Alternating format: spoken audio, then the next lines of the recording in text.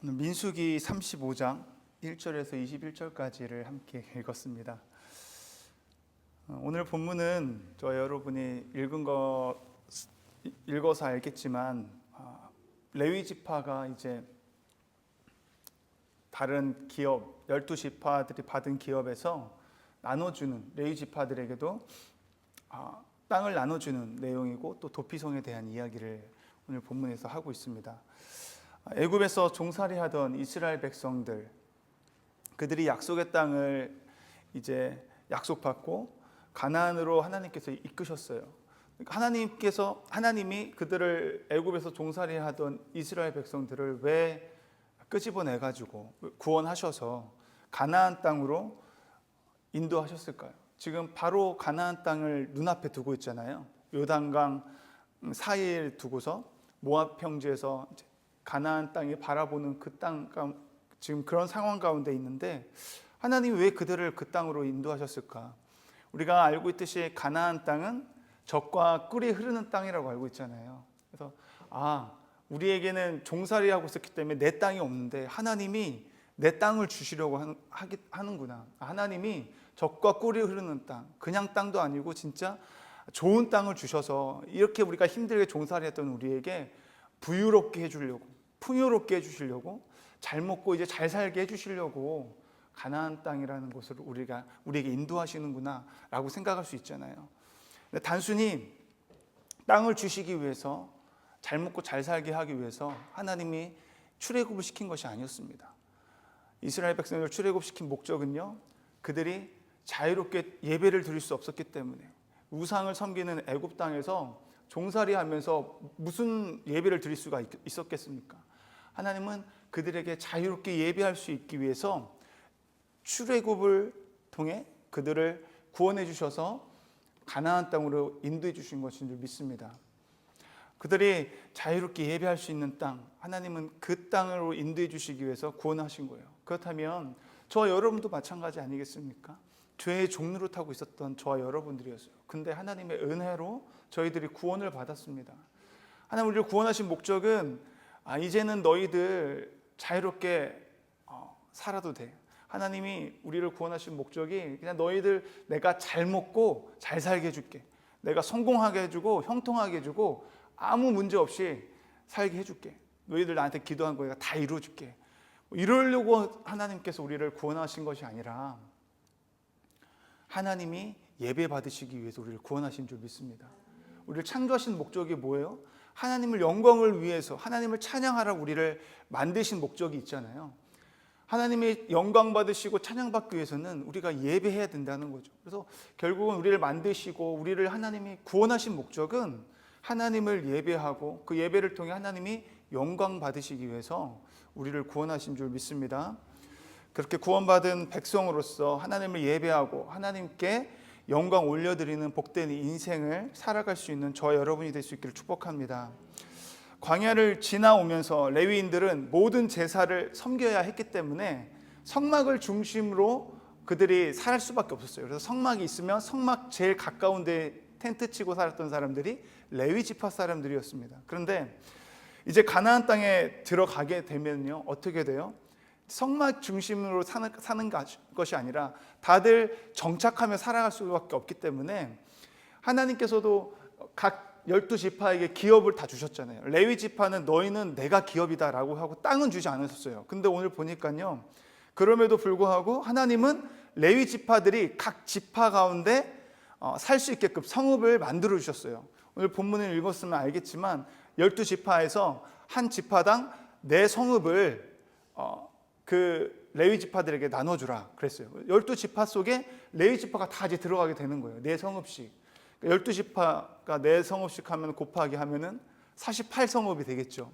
48성읍인데 오늘 48성읍 중에 6성읍은 요단 지금 머물러 있는 그곳에 세 성읍, 그리고 그 요단강을 건너서 있을 그 가나안 땅의 세 성읍, 6성읍은 도피성으로 하라고 해요. 그래서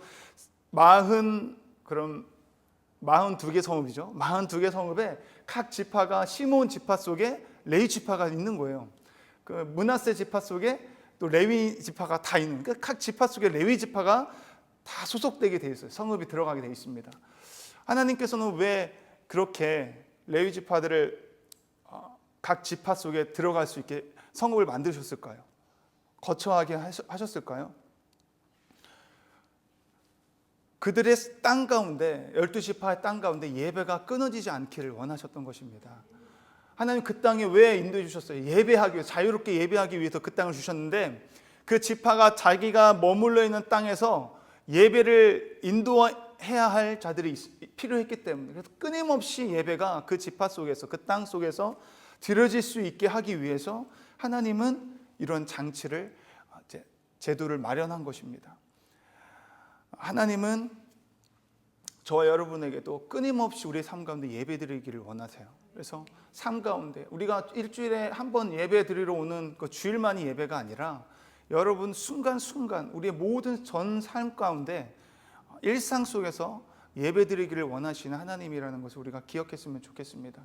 그래서 그 예배, 하나님을 예배하는 것에는 항상 있는 것이 뭐예요? 찬양과 말씀과 기도.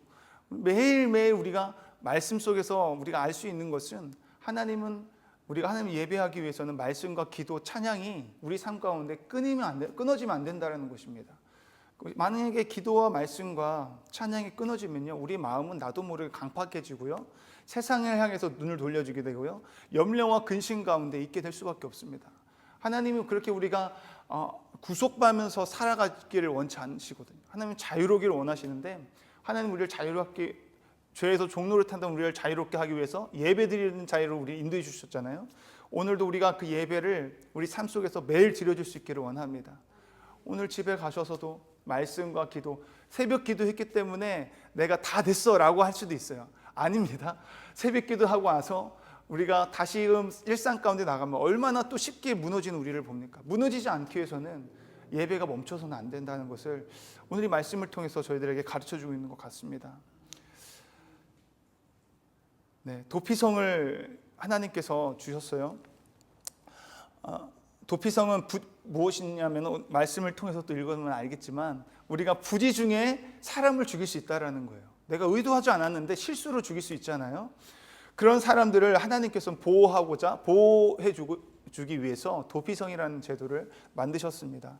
고대 중동의 법에서는요, 눈에는 눈, 이에는 이라는 법이 있어서요, 누군가 살인을 하면은 그것이 부지 중에 했든 의도하지 않은 살인이라 할지라도 그 사람은 사람을 죽였기 때문에 반드시 죽여야만 했습니다. 그래서 이웃을 동원해서, 가족을 동원해서 그 사람을 죽였어요. 왜 그랬어요? 그렇게 하면은 살인하면 무서운 거구나, 내가 죽임을 당할 수 있구나, 그런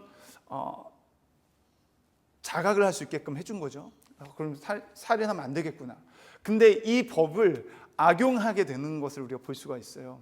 실수로 죽였잖아요. 그럼 실수로 죽여서 그 사람이 어떻게 실수로 죽였는지 이야기를 들어야 되는데, 그러지 않고 내 가족이 죽었으니까, 내 이웃이 죽었으니까 하고 그 사람을 그냥 무조건 죽인 거예요. 그래서 법이었으니까요. 근데 그렇게 되면 어떻게 된 현상이 일어납니까? 내 아버지가 실수로 죽었는데 내 아버지를 죽였어? 그래서 우리 가족이, 그리고 동네에 사는 이웃이 또 피로 보복하는 거예요. 너 죽였으니까 나도 죽일 거야. 그래서 죽이고 하니까 피범벅이 되고, 그리고 결국은 그 법을 만들었던 의미가 사라지게 되는 거예요. 피의 역사가 이제 계속되게 되는 것입니다. 결국은 생명을 보호하고자 만든 법이 생명을 경시하는 법이 되어버렸다는 거죠. 아무리 좋은 법이라고 해도요, 사람들의 그 악한 본성이 있고 욕심이 있고 욕망이 있기 때문에 그 욕망을 채우기 위해서 끊임없이 피를 흘릴 수밖에 없게 된다는 것입니다.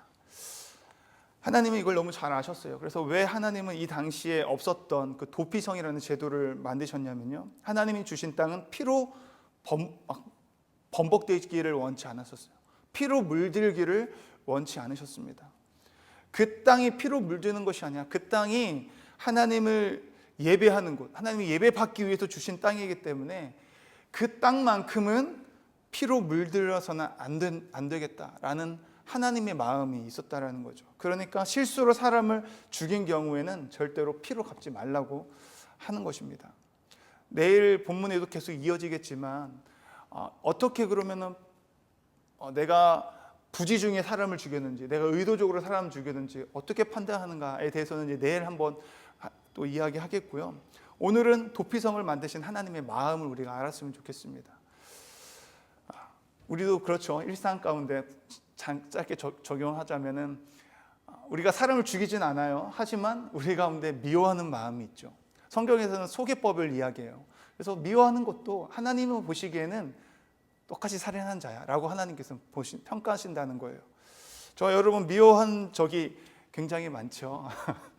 분노가 막 일어나고 정의감이 있을 때도 있잖아요. 그래서 누가 나에게 잘못하면은 내가 똑같이 한번 갚아주겠어. 아니면 내 속으로 내가 똑같이가 아니라 더 심하게 갚아주거나 아니면 에이 저주받아라 막 이런 마음을 가지고 있잖아요. 그런 분노하는 마음이 누구나 있을 것입니다. 우리 연약한 본성이 있기 때문에, 인간의 모습이 있기 때문에. 그런데 하나님은 말씀하십니다. 너의 모습 속에서, 그 사람의 모습 속에서 너의 모습은 없니? 라고 물어보실 거예요. 곰곰이 생각해 보면 그 사람의 모습이 나의 모습이더라고요. 살다 보면은 저 사람의 악한 모습이 내가 정죄했던, 판단했던 것들이 결국은 저의 모습이더라고요. 그러니까 저도 찬양팀에서 누군가가 지각을 자주 해요. 쟤는 왜 맨날 지각할까? 책임감을 가지고 해야지. 근데 저는 지각 안 할까요?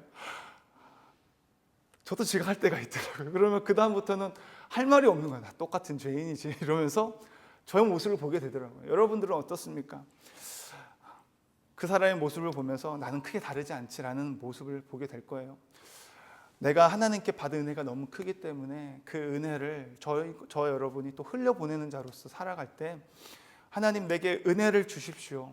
내게 사랑의 마음을 주십시오. 아버지의 마음을 주십시오. 분노가 일어날 때 기도의 자리로 나아갈 수 있는 저 여러분이 되었으면 좋겠습니다. 그럼 하나님께서 분명히 아버지의 마음을 우리가 부어주셔서 용서할 수 없는 사람이었는데 그 사람 때문에 눈물을 흘리며 그 사람을 축복하게 되고 그 사람의 영혼을 위해서 기도하는 그런 저와 여러분이 될 줄 믿습니다. 그래서 그런 말이 있더라고요. 은혜 받는 것이 사명이다. 우리의 사명은 한 영혼을 하나님께로 인도하는 것이 우리의 사명이잖아요. 근데 그러기 위해서는 우리에게 먼저 큰 은혜가 날마다 흘려 충만하게 넘쳐야 된다고 저는 생각해요. 그래서 우리의 사명은 다른 말로는 은혜를 하나님 우리 받기를 원합니다. 은혜 받는 것이 저와 여러분의 사명인 줄 알고 하나님께 더욱더 내게 하나님 은혜를 부어주십시오. 은혜를 받기 위해서 거룩한 욕심을 우리에게 허락하여 주십시오. 그렇게 기도하며 나아갈 수 있는 오늘 이 기도의 시간이 되었으면 좋겠습니다. 아멘.